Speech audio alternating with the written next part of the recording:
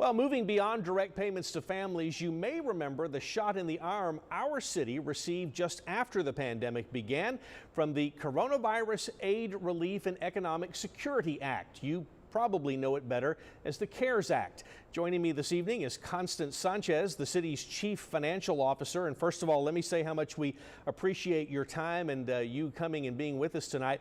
I want to go back and remind our viewers of just how important this has been for us. How many millions of dollars have we received this year from the CARES Act, and more importantly, how have we used it?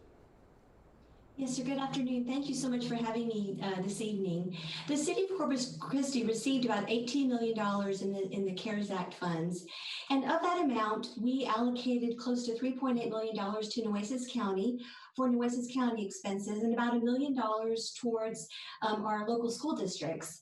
In addition, we've spent about $10 million for medical expenses, for our personnel expenses, for the health department employees and for our public safety employees, and for other expenses directly related to the corona relief efforts. Now, the remaining about $4 million, we spent about $1 million for economic stimulus to help our local businesses here in Corpus Christi, and then the other expenses were for more non-direct related expenses related to the coronavirus. So in your estimation, do you believe then that that money met its desired intent? Yes, sir. Yes, sir. In my opinion, yes, it has. We actually expended more than what we have received, so we're hoping perhaps maybe in 2021 the city might be allocated additional funds. You see any problem with getting reimbursed for what we've spent?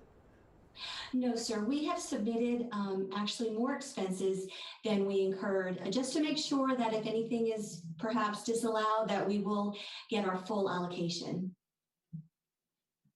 Question I want to ask you tonight. As you look ahead, do you see the need for additional funds as we continue to deal with this pandemic?